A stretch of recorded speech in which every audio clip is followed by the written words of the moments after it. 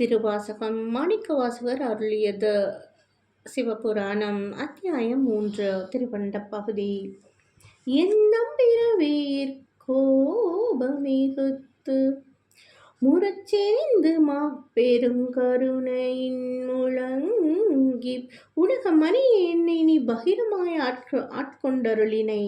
இவன் என்னுடையவன், இவனை நான் ஆட்கொண்டேன் என்று வெளிப்படையாய் அறிவிப்பு செய்கிறான் இறைவன்.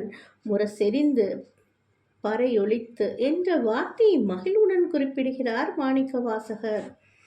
பூப்புரை அஞ்சலி காந்தல் காட்ட குவிந்திருக்கும் காந்தல் மொட்டு போடும் நான் கை கூப்பி தொழுத காட்சி.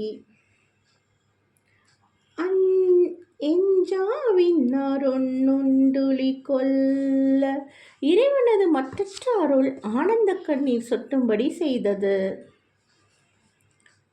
செஞ்சுடர் வெள்ளம் திசை தேவிட்ட வரையுற குன்றிலிட்ட விளக்குழி எங்கும் பரவி நிற்றல் போல இறைவனது செம்மை பொருந்திய ஞான ஒளி திக்குகள் தோறும் பரவி நிற்கிறது.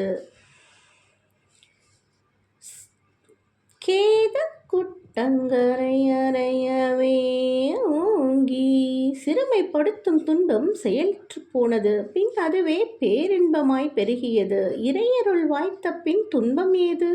எங்கும் எப்போதும் இன்பம்தானே. ஓம் நம சிவாய. நன்றி.